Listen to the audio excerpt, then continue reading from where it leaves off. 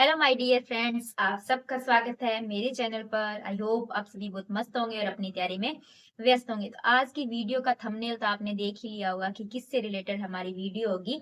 मैं बेसिकली जो गलतियां मैंने की या जिन चीजों से मैं गुजरी हूँ, आप वो गलतियां ना करें या किन गलतियों से बच के थोड़े लोगों से आगे निकल जाएं और सिलेक्शन की दौड़ में और आप एक सिलेक्शन ले लें। इस तैयारी की दौड़ में एक सिलेक्शन सुनिश्चित कर ले, उससे रिलेटेड ये वीडियो होगी। तो अगर आप मेरे चैनल पर नए हैं तो मेरे चैनल को सब्सक्राइब और मेरी वीडियो को लाइक कीजिएगा। तो महिला पर्यवेक्षक की वैकेंसी के अंदर बेसिकली सबसे पहला डाउट ये आ रहा है कि फॉर्म कब आएंगे। हर वीडियो के नीचे यही कमेंट आते हैं कि फॉर्म कब आएंगे, फॉर्म कब आएंगे।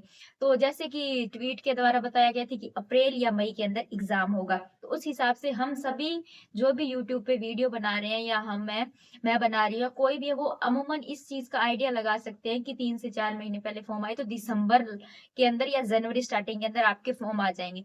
क्या ये पूर्णतः सत्य है? इससे 10-15 दिन आगे पीछे होंगे, फॉर्म जरूर आएंगे।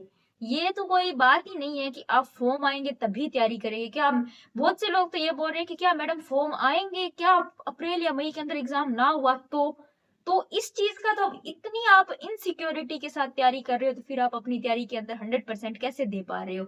ये भी तो सोचिए। हमारा काम क्या है? तैयारी करना, उसके बाद में एग्जाम, जब फॉर्म आ जाए तो फॉर्म फिल करना और उसके बाद में एग्जाम देना। ये 3 काम बेसिकली हमारे हैं। उसके अलावा फॉर्म कब आए, काम विभाग का है ना कि हमारा। और दूसरा मेनली डाउट है कि नंबर ऑफ वैकेंसीज कितनी आएगी, कि 200 आएगी, कि मैम आप तो बोल रहे हो 500 आएगी, कुछ लोग 200 का बोल रहे। देखिए, ये जो न्यूज की कटिंग आई थी कुछ टाइम पहले, तो उसके अंदर महिला पर्यवेक्षक 500 पद दिए गए थे, संभावित पद 500। तो उसी हिसाब से सभी आइडिया लगा रहे हैं। ये ऑफिशियल जो विज्ञप्ति आएगी, नोटिफिकेशन आएगा, उसी में पता चलेगा कितनी नंबर ऑफ वैकेंसीज आएगी। तो आप मुझे अपने दिल पर हाथ रख के एक बात बताइए कि अगर वैकेंसीज 500 की जगह 200 आती है, तो क्या आपके पास और मेरे पास कोई ऑप्शन है? क्या हम उनको आगे कर सकते हैं? अभी हाई चतुर्थ श्रेणी के अंदर भी पदों को बढ़ाव के लिए कब से मांग चल रही है। तो उस मांग के अंदर वो तो एग्जाम होने के बाद चलो मांग चली, अगर नंबर ऑफ वैकेंसीज आने के बाद में, नोटिफिकेशन आने के बाद में इसकी मांगे उठनी है, तो आपके मन में पहले तो यही होगा कि वैकेंसी इतनी बोली, इतनी आई, इतनी बोली। इसका हमारे पास कोई ऑप्शन नहीं है। हमारे पास सिर्फ एक ही ऑप्शन है, तैयारी, तैयारी, तैयारी। इसके अलावा हमारे पास कोई भी ऑप्शन नहीं है। तो अगर 500 वैकेंसीज आएगी तो सबसे अच्छी बात है।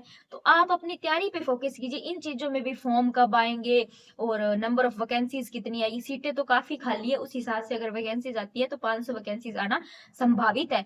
लेकिन आप ये मानिए कि पिछली बार 209 वैकेंसी थी, लोगों के पास मटेरियल भी नहीं था, ना लोगों को इतनी थी, इस वैकेंसी के बारे में चर्चा भी नहीं था, इतना माहौल भी नहीं क्रिएट हुआ था जितना इस बार हुआ। तो फिर भी कट ऑफ 80% के आसपास गई थी और सभी गर्ल्स इसके अंदर जो जिनके मार्क्स अच्छे थे सेलेक्ट हुई थी। सीटें एक भी खाली नहीं गई। तो इस बार भले 500 आए, भले 200 आए, सीट इस बार भी खाली नहीं जाएगी। इस बार तो बहुत से लोग इसके अंदर, बहुत से गर्ल्स अभी से एक्टिव है। आप इन चीजों के अंदर अपना टाइम वेस्ट कर रही हैं कि फॉर्म कब आएंगे या एग्जाम कब होगा, एग्जाम होगा कि नहीं होगा, अप्रैल या मई में भी संभावित है या नहीं है।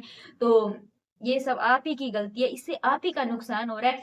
जब आप एग्जाम हॉल के अंदर जाओगे तो आपके फॉर्म आने के बाद की तैयारी नहीं, उससे पहले आप मैदान में किस तरह डटे थे, आपका कॉन्फिडेंस लेवल क्या था, उसी से आपका एग्जाम क्लियर होगा। और एक सबसे महत्वपूर्ण बात है कि जब हम कंपटीशन एग्जाम की तैयारी के अंदर कदम रख देते हैं ना, तो उसमें हमारी मेहनत और लगन से पहले एक शब्द और होता है जो हमारी इस तैयारी के दौरान हमारा साथ दे, तो ही हम सफल हो पाएंगे। उसे कहते हैं धैर्य।